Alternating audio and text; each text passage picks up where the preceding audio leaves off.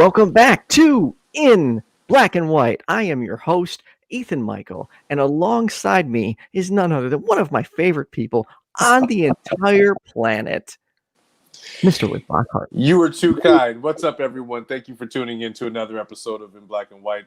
Glad you're here with us. I know there's some things going on that you might not be tuned in here, but we want to invite you to check us out for the next hour as we cover a few things that are taking place and some racial experiences that we wanted to just kind of talk about and have a friendly conversation around. Ethan, Micheal, how's your week been so far? It's been good. I've been so swamped, like work, day job, kicking my butt. Like I'm sitting there earlier today. I took a snapshot. I had like one laptop here, a laptop to the left of me, and a laptop to the right of me. And I'm like, because you're the IT guy. You're the IT guy. I am. So literally, I'm just sitting there and people are pinging me, and I'm like, oh man, there's just so much I have to do, and particularly since I work from home now, I have to keep all the equipment at my house. So yeah, I have literally just boxes of electronics and laptops that I have to ship out to other people and etc. I probably shouldn't be talking about that live, Right. Well, I never. We'll slide past that. So yeah. But if there's anyone watching that needs IT resources, reach out to Ethan Micheal, and you should start consulting. So yeah, it's been a busy week, filled with shows. Got 2 shows today. Got only two shows tomorrow. Tomorrow on YFNA News. Do you know what we're going to be doing, Rick? What are we going to be doing? Holly and I are going to be interviewing a police officer. And the topic, defunding the police. Whew. I can't wait to check that one out. Nothing better than 3 white people talking about defunding the police. Well, hey, you know what? Here's the thing, though, Ethan, and I'll say this. I've said this before on the show, and I've said it in other interviews, man. It's the white people that need to have the conversations, right? So we can't dismantle, right? We're not going to dismantle racism by just having black people talking about it. White people need to be having the conversations too. So I'm glad you're taking that on, you and Holly. That's going to be a great show. Yeah, but more importantly, I shouldn't say more importantly, you and I are going to have a really good show next Thursday. We have 2 next Wednesday. Next Wednesday. Sorry, I'm still used to our Thursday schedule, but next Wednesday at 5 p.m. we have 2 American-bred conservative Republican women coming on this show. One in particular is adamant Trump supporter. I am pumped to talk to her. But here's the cool thing. They're going to be able to offer 2 different perspectives because one is a Christian Republican Trump supporter and the other is an atheist Republican Trump supporter. So I think that's a good way where we can get both sides of the support for Donald Trump, particularly because I do genuinely get confused when other atheists support Trump, even though they don't go hand in hand. I'm aware of that. It's just like finding a leprechaun. It's not very common. I just have questions for anyone that's a Trump supporter. So I'm excited to talk to them because I have so much that I'm going to learn from them, and I'm excited to talk to them. How about I invite you over for a family dinner, Rick? No, I'm good. Are you sure? Yeah, because I'm everyone good. in my family except my brother is Republican and is voting for Donald Trump. Oh, Ethan, I'm so sorry that you and your brother have to be bothered with that. We can do an episode of In Black and White from my home. We'll get my family around and we'll talk about all the racial issues. As long as you all are serving soul food at this dinner gathering, then sure. I did tell you I can make better ribs than your husband, didn't I? I don't think that you can make better ribs, but it's fine. We'll let you believe that until we have this cookout. Listen, I'm excited about that show to be able to bring some perspective around because I still have questions. But a couple of things that I wanted to cover real quick here. I completely forgot on our last episode to say, I wanted to publicly say thank you to everyone who sent birthday wishes. And for some of you who have sent texts for a happy birthday text. I had a new number change, COVID, financial crisis, so on and so forth. So got a new number. If you need to get that number, send me a message on Messenger, and I'll get that number to you. And also happy Hispanic Heritage Month. I forgot to say that last week too. It's Hispanic Heritage Month. I better text my stepdad and my brother and be like, yep, you probably should. You won't remember. Like, so my stepdad came here when he was 18 years old from Mexico. And I can't tell you how many rants he goes into about Mexican culture and Mexican pride. Like, some of the things I hear him say, I'm like, dude. Is Mexican pride a thing? Okay, sorry. I should maybe say like, I mean, it is when it comes to like Cinco de Mayo in America and like, I forgot which other day they celebrate, but I remember particularly like when they were celebrating a Mexican Independence Day and we're driving through and he's like, what is up? You're in America. Get rid of these damn friggin' Mexican flags and support the country. I was like, damn. He's actually pretty conservative. Like, and he's a Trump supporter too, huh? I don't think he cares. Oh, so if I talk, like, he is religious, but I don't think he's a Trump supporter. Like, he was very disappointed when he found out that I was not a Christian. Oh, I can imagine that. It's a very rich Catholic Christian country, that Mexico. Yeah. Hey, shout out to and hello to all the people that are watching with us. Thank you so much for joining us on In Black and White on our new time, Wednesdays at 5 p.m. on YFNA News. And if you're watching this on Facebook, I can see a couple people on my page and Rick's page. If you can click the link in the description, it'll bring you over to YouTube. It really helps us out because at some point we are going to stop sending these to our Facebooks and going to focus primarily on building our YouTube channel. So give us a hand, click the link, and go to YouTube. One of the other things a moment ago, Rick, you had brought up like financial crisis. And I really want to do a review of Donald Trump's speech yesterday, but many of the things he said stuck in my head, but one in particular, when he said, if you elect Biden, there will be no stimulus because Biden doesn't want to give out money. Like, I'm pretty sure the left is firm on giving money back to the people. This bill that the House has passed, which is primarily, for those of you that don't know, is a predominantly Democrat. The House passed the relief package. I believe they call it the HEROES Act, and it's been in the Senate for I don't even know how many months now, which Mitch McDonald is the leader of, and that we'll get to him a little bit later on. However, yeah, the left is pretty firm on sending money out. In fact, I believe it's the right that's been saying, hey, that's too much money. We want to dial it back a great deal. Well, we want to dial it back and send it to the corporations is what they want to do. And then there's that. Exactly. Meanwhile, people like myself who have been out of work for 6 months finally got a job. And I've lost 20 pounds because of that job. I'm really excited about the 20 pounds that I lost. Looking good. Yeah, thanks. I appreciate it. It's got on my face and everything. Yeah. I'm pretty sure the right is what's holding up that financial relief to people like myself and other people who have been struggling in this financial crisis that is COVID-19 as well as a health crisis. Real quick, though, for the people that are watching on Facebook, when you do go over to YouTube, and those of you that are watching on YouTube, please make sure that you are liking and subscribing to the YFNA News channel. Check out all of our content that's on this channel, including the 13% that airs on Mondays at 7 p.m. with the hosts Cynthia McDonald and Arthur Ward as they talk about issues, policies, and politics that affect the Black community. Everyone should be involved in the conversation about what's impacting any marginalized community, especially the Black community too as well. So we invite you to check that out. But make sure that you're liking, subscribing, and sharing this on your platform. Click that alarm button so that you can get alerts for all of our new content. When is Political Perspectives coming back? So that's what I've been trying to figure out. So I originally was planning to bring it back in October.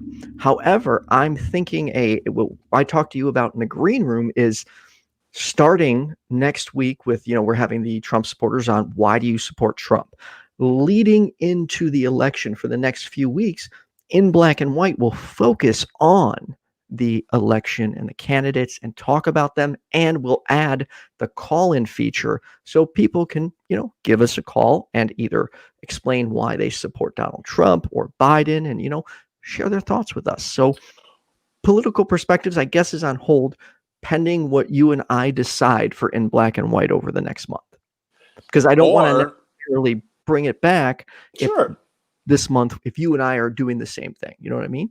Absolutely. And if you are someone who's voting down ballot and don't support either of the two candidates that are in the forefront, we want to hear from you too as well. Hashtag Cynthia McDonald and Arthur Ward. I think that being a part of this election is super important, especially with what we've just learned in the revelation of Breonna Taylor, and we'll talk about that here in just a bit too as well.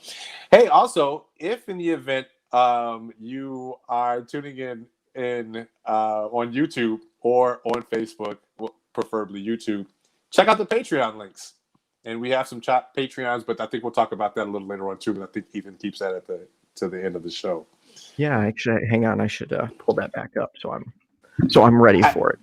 I just saw a comment that we should be making content on TikTok, and the person that HW Freeze Harry mentioned my government name. For those of you that might be watching on YouTube, pay no attention to that name. That name is not something that I respond to. However, we'll talk about that on another episode of another show. TikTok content, Harry, I'm sorry, I don't know anything about making content on TikTok. I tried to figure it out, and I'm too old, and I'm okay with that. Okay, so same problem here. I have TikTok, but I haven't uploaded videos in months because they're literally like, I'm clearly showing my age because all I'm doing is dancing, and I have no idea how to edit the videos and add those like flashy things. I know, right? It's so same like Snapchat filters. I had to have someone show me how to do that, and they're going through teaching me, and I'm like, okay, I don't care. I want someone to know what I look like. I don't want to be like, hey, look at me, with all these on my face. You know what I mean? Like this. Hang on, I got it. Check it out. That's like the pictures they send, like the most confusing angles. Like, ladies and gentlemen, Ethan Micheal figuring out technology, who is the IT guy nonetheless. Listen. I was talking to somebody very recently about the end of my gaming lifespan, and that was like Dreamcast, Nintendo 64 era. I think the end of my social media platform is Snapchat. Like, I figured out Snapchat. I got that. That's fine. But I'm done after that. TikTok is I don't get it. It's confusing to me, and I don't think that I have any more effort or patience to try to go that goes into figuring it out. I just don't have it anymore. It's intricate, man. It really is. It really is. It is. So, should we get into the topic? Let's talk a little bit about a few of our topics. So, we were going to fix the light. It's hard being white in America with a light that's white. First problem. And a black light wouldn't help you yet either. So, oh, dude, Rick, don't do this. Don't do this. In black and white will not have a white light and a black light for the show. Oh wow. Okay. I'm so doing that. So, hey guys, thanks for joining with us and laughing. If you're laughing at us, we're just having a bit of a chuckle here because today has been a rough day with the announcement of the non-charges, really, but the updated information in the Breonna Taylor case. And we'll get to that in just a bit. But I wanted to have a bit of a friendly discussion with my buddy, my friend, and co-host here, Ethan, around racial experiences. And it came from a recent situation where I was driving home through a community that was predominantly white. And while we were driving past, we just left a bar hanging out with a friend. And as we were driving through the community, we thought we had passed a police officer. And there were some initial reactions that took place. And I personally felt it was surrounding race. What you're supposed to do, yes, in front of the police officers, but also just if you're in a white community. You may have seen very recently, I was a guest on the show Atheist Aces with Jenna Belk. And we talked about the difference in being in a predominantly white establishment versus being in a predominantly black establishment, so on and so forth. So, Ethan, I kind of wanted to get your perspective about any of your experiences that you've had as maybe being the only white person, or just your awareness or understanding of race as it pertains to situations that you've been in versus situations that I've been in. So, for example, as we got through the community, the first thing that I initially did was take off my hat, right? Because my as we drove past the police officer, or at least what we thought was a police officer, I took off my hat because I'm thinking I don't want to look like a thug, right? I don't want to look like I'm up to something as we're in an SUV, slightly tinted windows, right? So I'm thinking perception. First thing I do, I take off my hat. And then I think to myself, because as I'm with my fiance and I, we have bald heads, like two bald black men in the front seat. I'm aware of all of this. These are the things that come to mind. Have you ever had an experience where, you had to think about your race at the forefront of making a decision? So, okay, let me actually, I can go into this with a small story. So, Sure. jumping back to my younger years, I didn't always understand, like, I didn't think about race. I didn't have to, white privilege. So oftentimes when my black friends would talk about some of the things they experienced, I didn't understand it, because when I would see them, I'd be like, well, you're black, I'm white. Like, what's the big deal? I don't care, because I didn't put much stock in it. I didn't understand it. The first time where I actually I experienced it, there wasn't really an issue, but I had gotten asked to come to help this girl do karaoke at a family event. It was like a large party at a home for about 75 to 100 people, and the co-host with me was black, and I didn't think much of it. And the house she brought me to, I was the only white person there. And that was the first time where I sat and looked around. I'm like, okay, I now know what it feels like to be, not deal with issues, but I know what it feels like to be feel like you're outnumbered, or feel like you're where race could be an issue, where you're like, hey, is everyone looking at me because I'm the only white person here?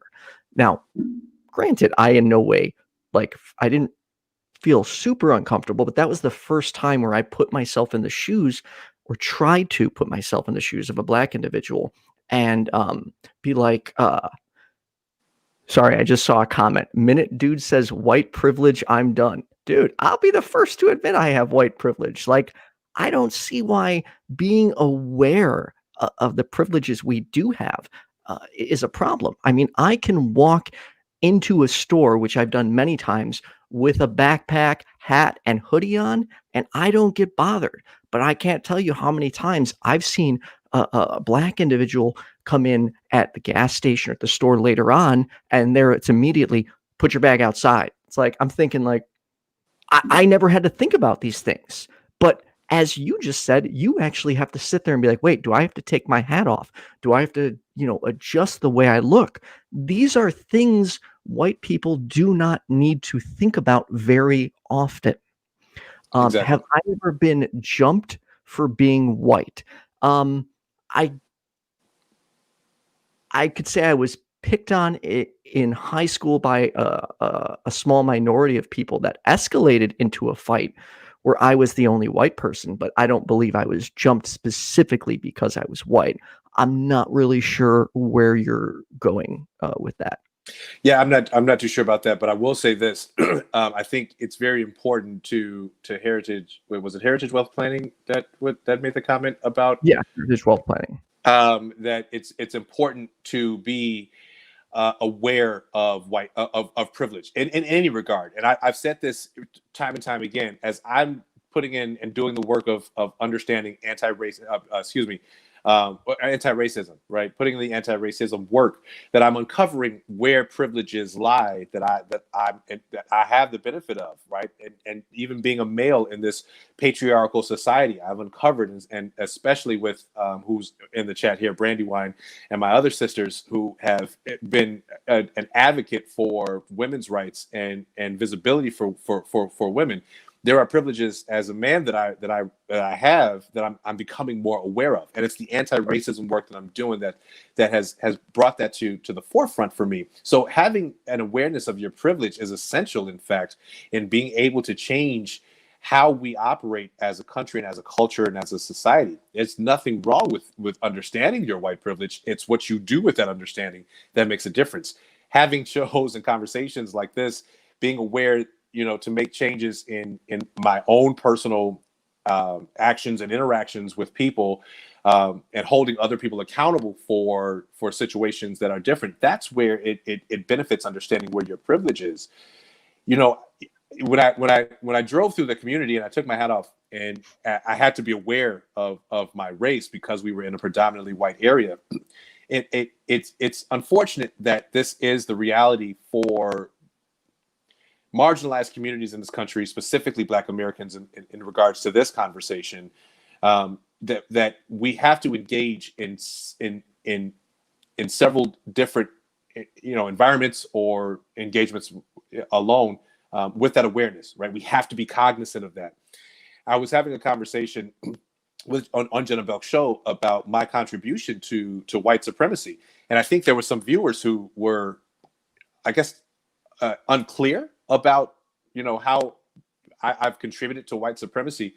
But I think that in growing up, having the mindset of I have to act a certain way so that I don't threaten white people, and ensure that white people are comfortable around me, has been an awareness of mine since I was in elementary school, right? And because I was in a predominantly white school, but that was kind of the norm, because predominantly white schools, predominantly white areas were seen as the good schools or the good neighborhoods, right? But I couldn't be a threat to white people in that area, in that community, in that school, or in someone's presence.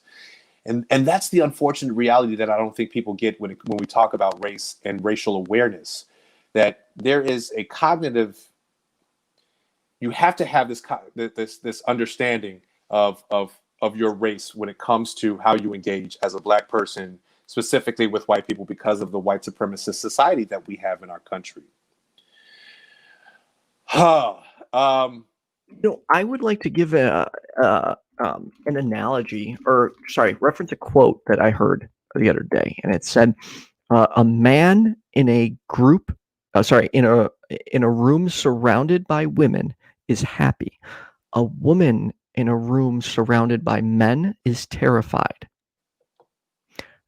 And one of my women friends posted that, and I was like, it's pretty spot on, because if there's one thing I have learned from most of my friends being women, is that there is a serious problem with sexual harassment. And even further, I'm not going to say the word, but I think you know where I'm going.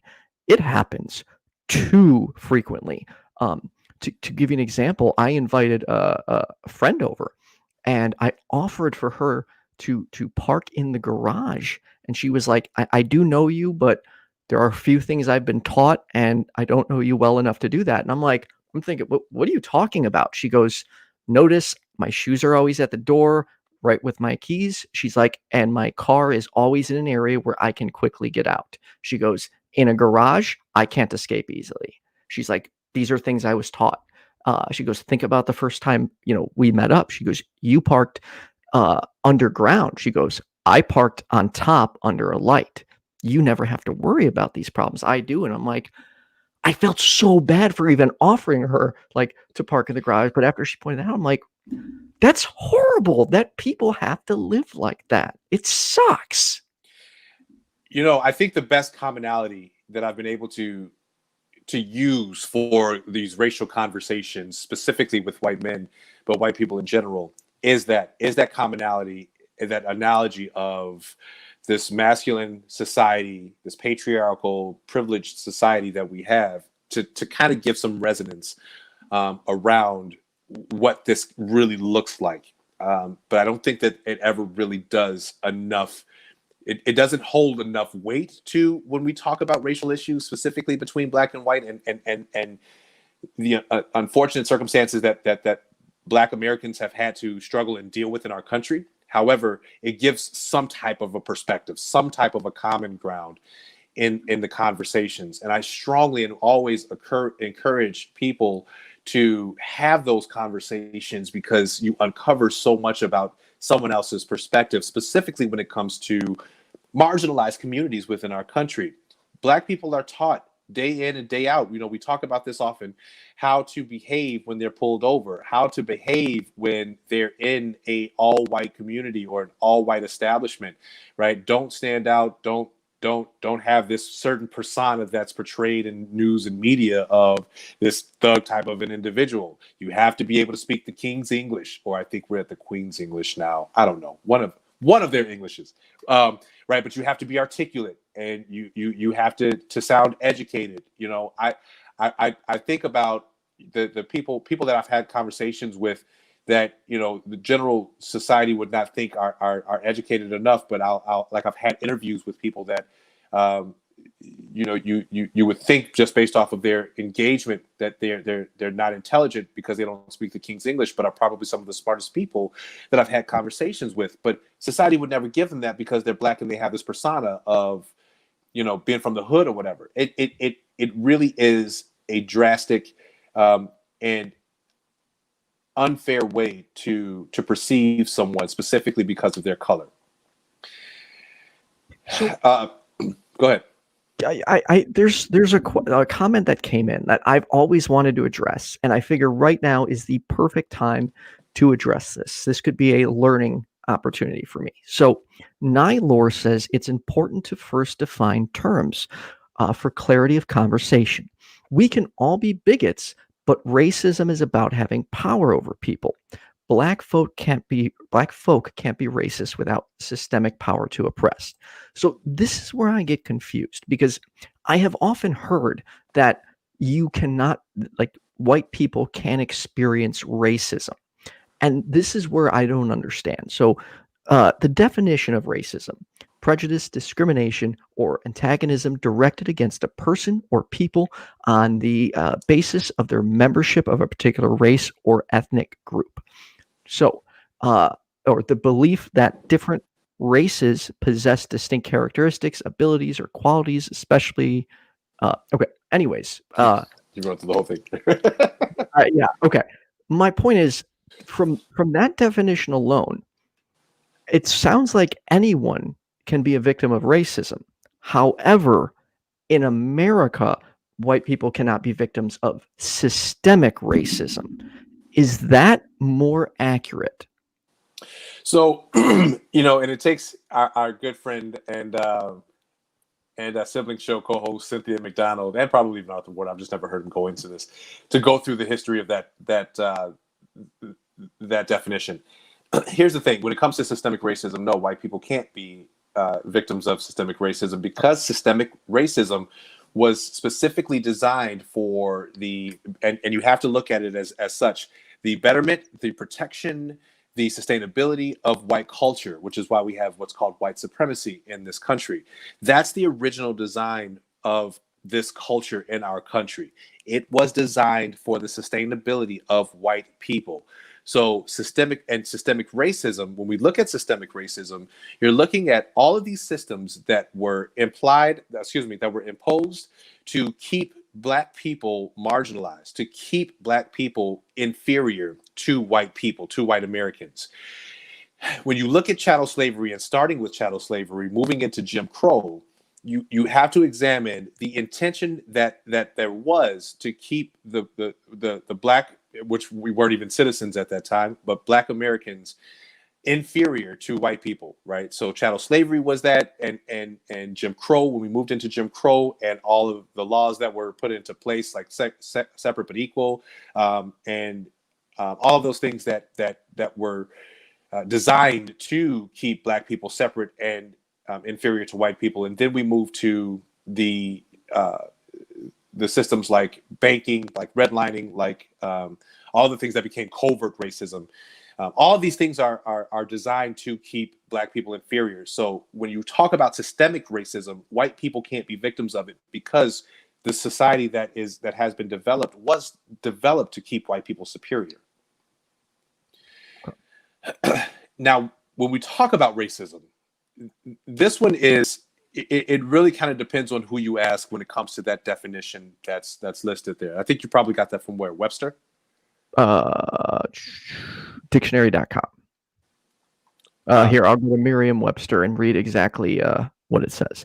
A belief that race is fundamental determinant of human traits and capacities, and that racial differences produce an inherent superiority of a particular race. Okay, so with that definition, anyone could be a victim of racism. Is that, with that particular definition, possibly, but when you look at racism overall, and again talking about the culture and society that we have of white supremacy in our country, Black people can never have superiority over white people. Right? It's not possible. Even if we look at how our legal system and how our police system has recently played out in several events. If any event, let's take your situation of being the only white guy at a karaoke event with all Black people. Even if there was a situation that was to come to needing a police officer or getting involved in some type of justice system or situation, excuse me, it 9 times out of 10 you're going to be looked at as the person that can come out on top of the situation, and that's the racism that's set up in our country in regard to where the superiority lies. Black people can't be the superior race because we still have a problem finding value and equity in Black lives. We have a whole movement about Black Lives Mattering, and people are running towards this being this, I don't know, anarchist group or whatever they're calling it these days. I don't even know because I don't pay attention to that. We're going to have to be prepared for that talk next Wednesday, because one of our guests believes that Black Lives Matter is, I don't want to misrepresent her, but from my understanding of her position, she does believe that Black Lives Matter is borderline a terrorist organization. Yeah, well, so is the KKK, and we still haven't classified that as a terrorist organization. I seem to forget that. Yeah, exactly. Right. And again, going into Trump's speech yesterday, for those that didn't hear it, he went on and on that if Biden takes over, the left, or the radical left, as he calls it, particularly, the violent protesters, are going to burn the whole country down. And it is only his saving grace that is preventing us from descending into chaos. I am not going to. Second Amendment. We are not going to lend this conversation to that, and we're going to wait until next week about the fact that everything that he's talking about is happening in his America.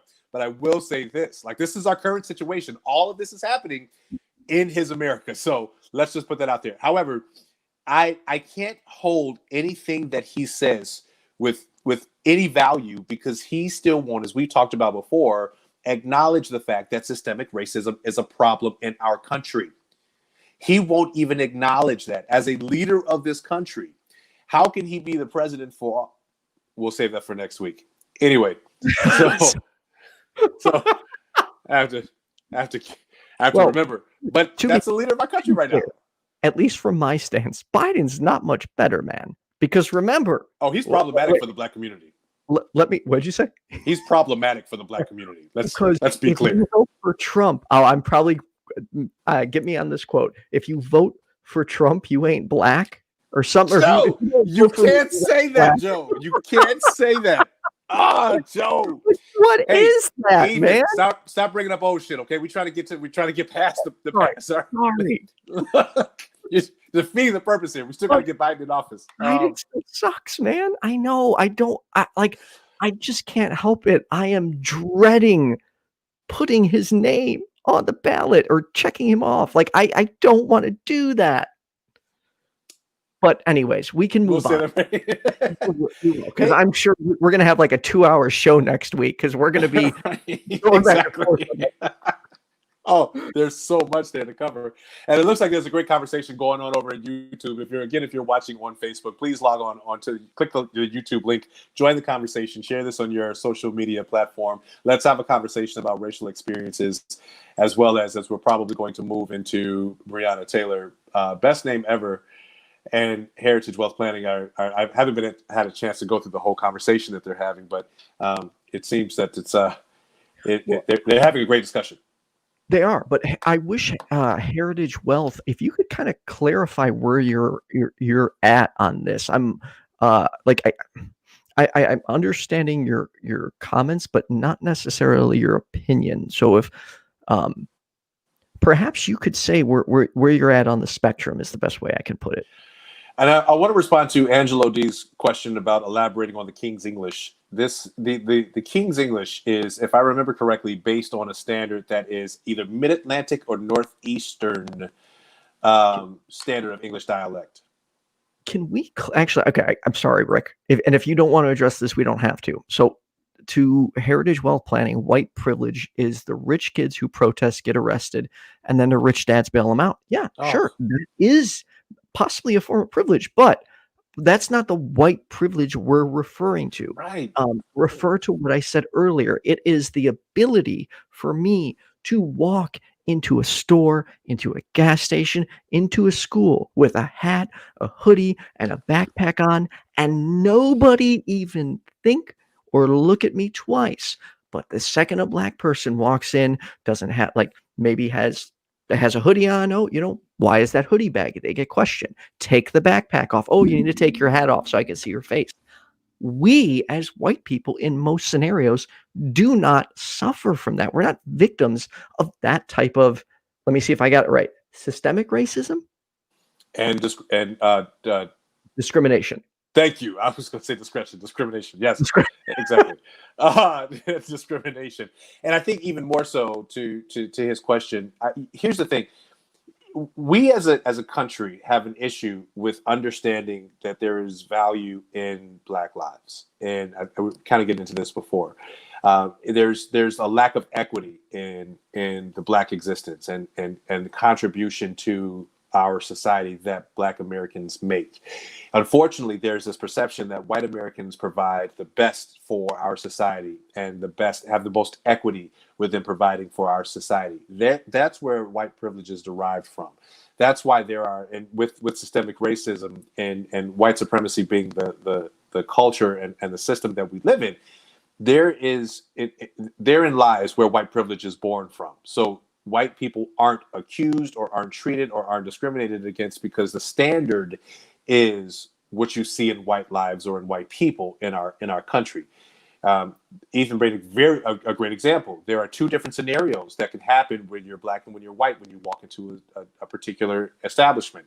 And I think that it's important to understand, as I said before, when you know where your privilege is, it's that ability to take that and make changes, not only in your own behavior, but also in behavior of people that are around you that you can hold accountable. I can hold men accountable for the way that they treat women because I'm listening to women about their perspective, about their life, about what they've been taught in this patriarchal society. I have a privilege. I now can adjust my behavior to accommodate for that privilege so that I'm not in necessarily a benefiting position anymore, but able to make changes to how that marginalized community is treated, at least for my own behavior and people that are around me. Those are the things that, when it comes to privilege and understanding your privilege, that's important.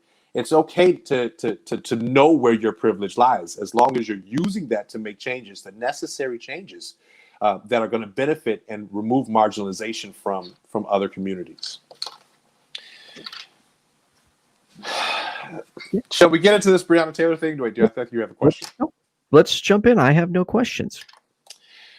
So, for those of you that may not know, and I don't know how you cannot know, but if you have not been paying attention, we've talked about several times I think we're at like 6 months now, that the Breonna Taylor incident took place. And the Breonna Taylor incident is Breonna Taylor and her boyfriend, Kenneth, were in her apartment. There was a no-knock warrant that allowed police officers to barge into their house, their apartment, and it resulted in the loss of life of Breonna Taylor.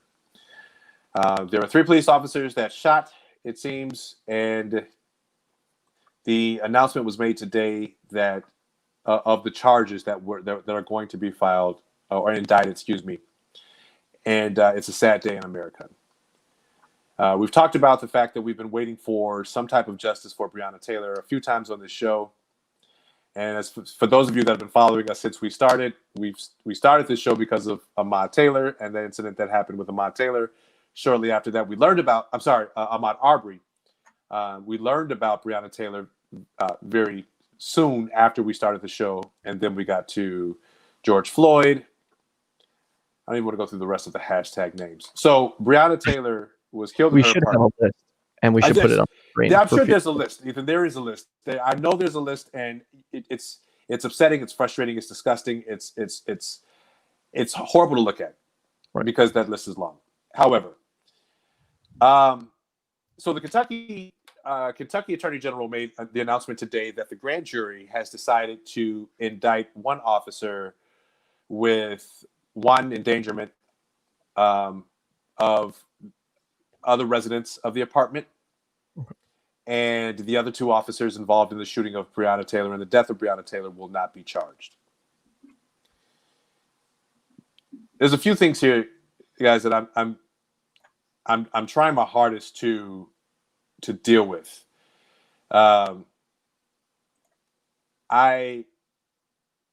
Heritage Wealth Planning just made a comment. I want to circle back to that in just a second.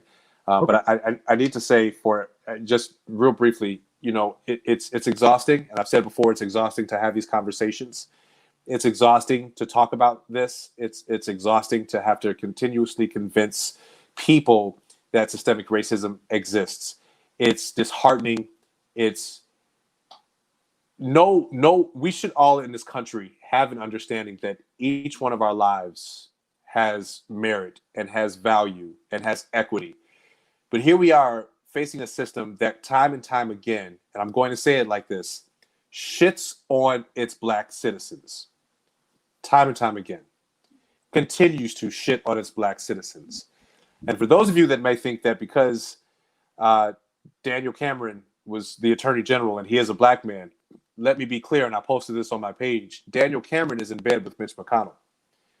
Mitch McConnell endorsed Daniel Cameron. So that should tell you something right there. But we're going to get into these charges here in just a second and the unfortunate situation that has taken place and the sad day here in America that we unfortunately have to deal with. Heritage Wealth Planning said that he appreciated the convo. He's mentioning changing the tack that we have an audience who can be convinced, and he's pro reparations for ADOS, which is American Descendants of Slaves, but it takes a different way to present the argument. I'm not sure I really understand what you're getting at there. I think first and foremost, having the conversation specifically is important, but at the end of the day, as I've said before, the conversation needs to be had, and I'll continue to say this, the conversation needs to be had by white Americans. The conversation should be taking place in white executive boardrooms, predominantly white executive boardrooms, in all white rural communities. That's where the conversation should be had. We're having the conversation for people to be aware of and ask questions and engage. But for reformation, for changes, for those that systemic racism and white superiority to be dismantled, that's going to take the conversation of white people amongst white people, and specifically white people who understand the value of Black lives. That's where that conversation should be taking place. But I appreciate the fact that you do support the ADOS movement and reparations, and more white people should, more Americans should. That should be a conversation that should be taking place more consistently than it is.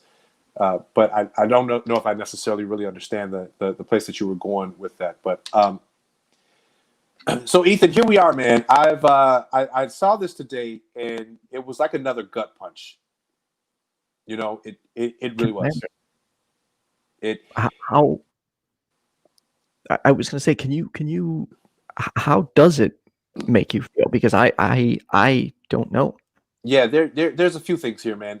First and foremost, I think that, again, like I said, we have a system that's shitted on Black people, but specifically Black women. I think Black women, unfortunately, in our country have the lowest value and equity in regards to our society. I can't help but think, man, if that had been a white woman, how aggressively they would have pursued charges against the police officers, especially if those police officers were Black. how Oh, they would have aggressively gone after some type of charge. You mean to tell me? And I listened to the Attorney General. I listened to his whole presentation. I listened to the answers that he gave the reporters to the questions that they had. And one of the things that struck me was one of the reporters asked, after he mentioned that there are 6 counts, or I'm sorry, 6 levels of homicide in Kentucky.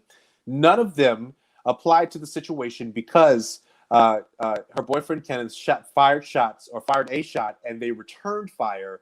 So therefore, they were justified in their shooting. Breonna Taylor was just a casualty of the situation. None of their homicide levels applied in this situation. You mean to tell me that you couldn't find a manslaughter charge, as one of the reporters asked, or you couldn't find a reckless endangerment of life or something that would hold these police officers accountable for taking the life of Breonna Taylor?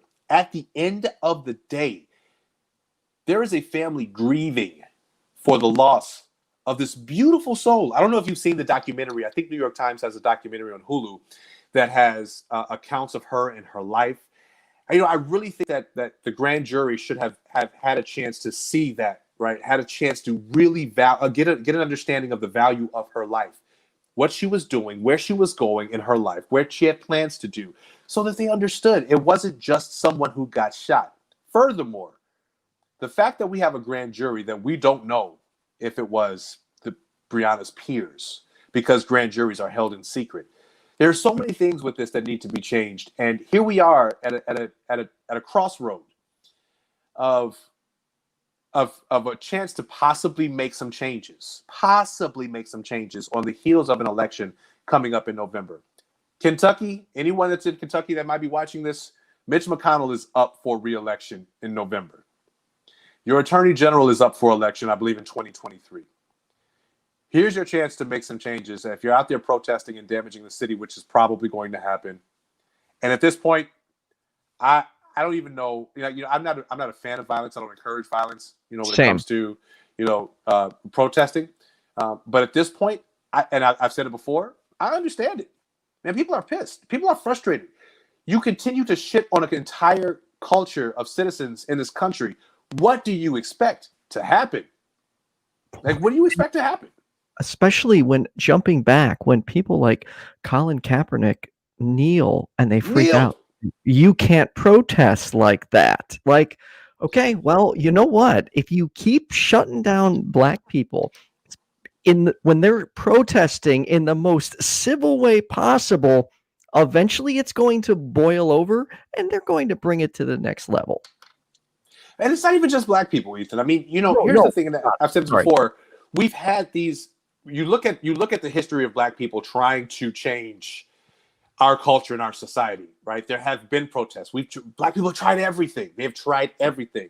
So I've seen this, and we've seen this as news outlets have been covering these protesting stories, and I think you get a different perspective depending on which news outlet you're looking at. But what you do see is a diverse amount of people out there who are really engaging in not only the protesting but also the rioting and the looting. People are frustrated. People are pissed. People are upset, and rightfully so. Every American citizen should be upset at what took place with this announcement. I just, it's upsetting, man. It's upsetting. I have sisters, as one of them was in the chat commenting. I don't know if she's still there. Your sister, the one I met, is a badass. I'm just saying. And that's Brandy. I was like, there's one powerful woman. But all of my sisters are, but I grew up in a household of women. I grew up, with having sisters. I personally understand that there is a value to black women's lives, but yet again, here we are, just like with Sandra Bland, that shit gets swept under the rug. Yes, the city, Louisville, settled with the Taylor family for, I think, a $12 million settlement. But A, is that the price that we put on the value of someone's life, first off? And B, why does that not mean that there are also why is there no criminal justice for her? We failed her. The system failed her. And Black women, again, are mistreated and have this perception of a lesser value in our society than anyone. You know, Black cis women, Black trans women, unfortunately, Black women are just not held to any type of regard that they should be held to, despite all of the things that Black women do for this country. That might be a topic for another show too. Except one in particular. No Candace Owens. Let's not include. Yo, I can't with Candace Owens, man. Please, my blood pressure's already. I can't even wait to hear. She's gonna have something to say about this, and I'm just I'm extreme. reluctant. I don't get it, and I won't look. I don't want to say this just because someone disagrees with me, because there are many people on the right who are genuine to their position. Candace Owens, I don't believe it. I really think she is a political puppet that people pay, say what, or tell her what they want her to say. Like, I don't think she actually believes the bullshit. She is the Candace Owens, and what are those other brothers? The two twin brothers. I call them the Hodgepodge twins, but they're the Hodge twins. Hodge twins. Like, yeah. Okay. Those are literally like the three people every white Republican I know points to when they want to back up their opinion. They're like, look, well, this Black guy or this Black woman, they agree with me. Like, okay, let's look at this through a skeptic's lens. The majority of the Black population does not agree with them. In fact, it's a very small number who agrees with them. So maybe white people, you're missing something. Maybe you should start listening to the people that are in these situations who are suffering day to day. Because I can tell you this, Candace Owens and the Hodge twins, they're probably financially well off and don't necessarily have the concerns of many other people suffering in the Black community. As well as those other two chicks, I can't remember their names, that they just, I think they just mentioned something about discrimination at Fox News, or I can't remember their names, but it's a small portion or group of them, of these individuals who are political puppets, as you've mentioned, Candace Owens specifically. I just think the Hodgepodge twins are just out there to make laughs and make light of situations, but are getting funding from the right. So they should go do gay porn or something like that. It's just what I'm thinking for. To be clear, I actually do think the Hodge twins believe what they're saying. Do I think they're funding from conservative America? Absolutely. But and they sound dumb. Never mind. Go ahead. They are really, they're not that dumb. They're just missing a lot of the information. They are both brilliant human beings, but they take just enough of the information, not all of it, and then they spew it back out with their opinion to support their side. Like, I don't know. Candace Owens, not genuine to me. Hodgepodge. No, I'm going to call them. The Hodgepodge twins seem fairly genuine to their position, even though they're complete assholes. They and that's what I think for me, like, maybe because it's their brand that they feel like they have to portray, these Southern kind of goofball type, type of personality. It's again, maybe that's their brand, but in a time where we are really trying to combat and make changes in our society against systemic racism and white supremacy, this is not the time for that. You know what I mean? Like, this is not the time for that. This is where we're supposed to be fighting for changes to these systems. Yeah, right. Exactly. Together, and people like, I'm going to keep saying that now. The Hodgepodge twins, Candace Owens, Tommy Lauren, who I can't believe, Rick. I am so disappointed you've never heard of Tommy Lauren until the other day. She is like the quintessential white picket fence conservative Christian American that men adore because of her attractiveness and because she comes on camera and just yells. Probably because I'm gay, I've never really found her attractive or even knew who she was. I'm going to go with that. when I was a conservative, I was like in love with her. I was just like, oh, I was this waiting is for you to say when you were gay, and I thought that's where you were going with it, but fine, we'll say when you were conservative. not when I was gay. Yeah, when I was a conservative, I was in love with her. I'm like, this is what like all women need to be like. And looking back, I'm like, okay, one, there's no standard that women need to be like. That's ridiculous. But I was two, gonna say, yep, patriarchal society. There it is. right, exactly. Male privilege.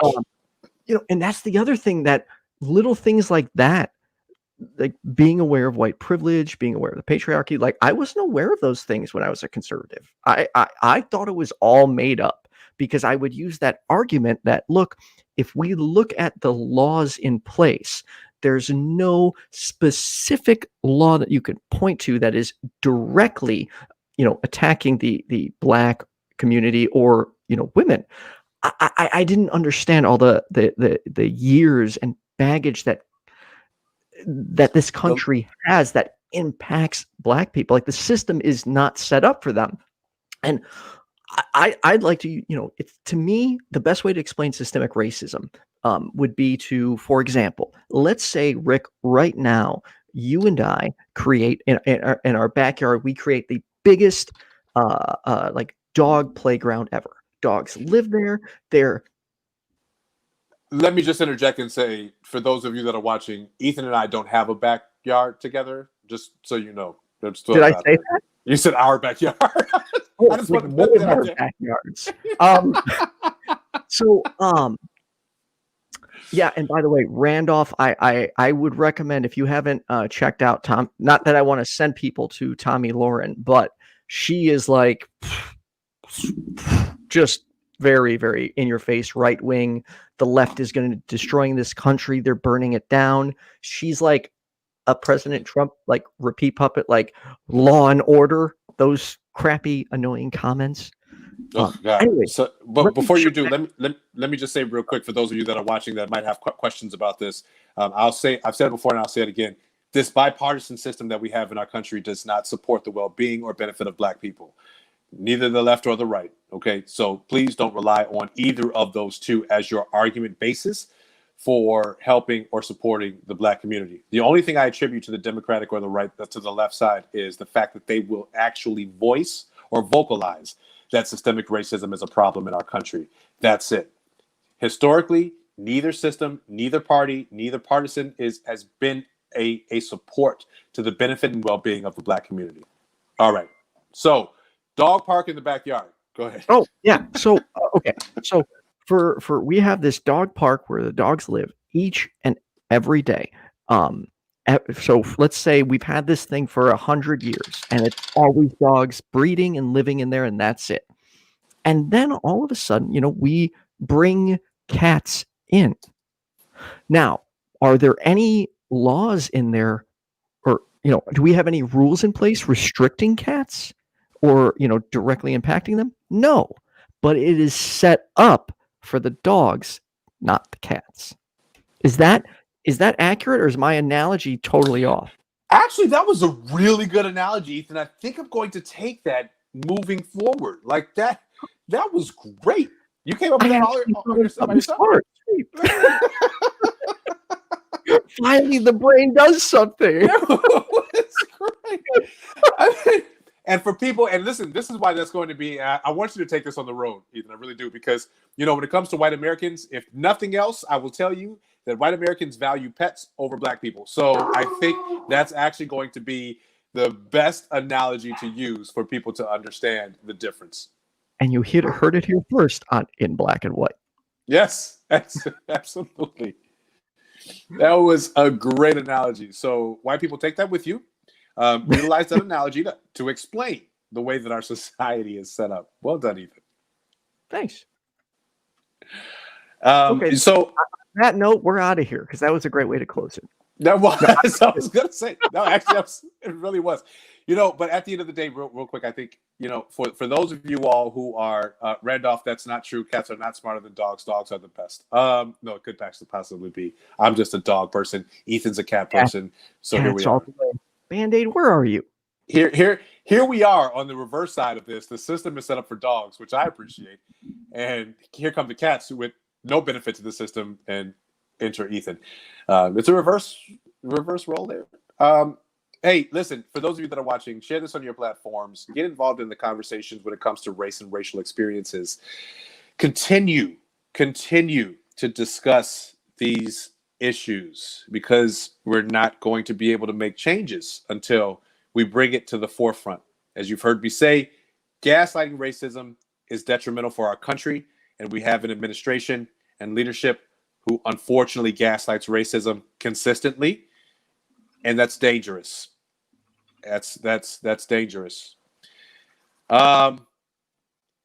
Anything else to wrap up with there, Ethan? No. Man, that was I gotta say, Rick, I really enjoyed this episode. I was really worried about this one. I was like, we don't have a lot of material for this one, but I really enjoyed it. Like we have great chemistry. We can talk. That's important. Awesome. In black and white. In black and white, like just blends together. And for those of you that are someone who made a comment earlier, there will not be a black light and a white light on the show. It's not happening. Knock it off. Hey, make sure to like and subscribe. I want to see you in both a white and black light and see what happens there. I know. I want to see what it looks like. That's crazy. For those of you that are watching again, please make sure that you like this video, subscribe to the channel, hit the alarm button so that you can get alerts for all the content on YFNA News. Continue to help us build the platform. We're really looking to engage in great content for you, and that's going to happen with your contribution to and support for building our channel. Yeah, and thanks for tuning in. And one thing I do love about this show, Rick, is for those that don't know, I am very much the cisgender old white dude who's learning all this stuff. I wasn't always aware of racial issues, and so every time we talk, to me it is a learning opportunity, Rick. So but just be aware, one of these days I'm probably going to say something stupid. I hope I don't, but one of these days one of those old white boy things is going to come out, and then I'm going to think about it afterward and be like, oh shit, I didn't mean it like that. I'm done. I think if it hasn't come out by now, Ethan, you're probably okay, because you just kind of stay in learning mode. But keep in mind that this is a learning opportunity for a lot of people. This is therapy for me. It's a chance to just talk about some shit, get some shit off my chest, like this dumbass Breonna Taylor announcement today, which is probably going to erupt the city in several cities, and we'll see what happens from there. Hey, big thank you to all of our top Patreons who support our channel at YFNA News. I'll let Ethan read those Marsha, names. Filipello, and Cynthia McDonald, and BestName Ever. And BestName Ever, who is in the comments. Is Marsha? I don't think Marsha hasn't been in the comments today. Has she? I didn't see her in the comments. But thank you to all of you all who are watching, especially BestName Ever, who has been engaging in conversation, and to those of you who have been participating. Share this on your platforms, and if you want to just buy us a coffee, that link is also there too. But please become a Patreon to help us build content and to continue to create a great network and channel for you. Be sure to check out the 13% on Monday nights at 7 p.m. here on YFNA News, 7 p.m. Central Daylight Time. Happy autumnal equinox. I think that was yesterday or the day before. We just a couple of days into fall. Oh, yesterday. That was yesterday, the first day of fall. For those of you that have seasonal depression, make sure that you're taking care of your mental health. It is something to be aware of. I do hate fall and winter for that reason, but it's a season that we have to get through, and we will get through it together, along with this COVID season that we're still trying to combat. Man, remember one thing. As long as there is racism to fight, there will always be in black and white. Good night, everyone. Have a good night.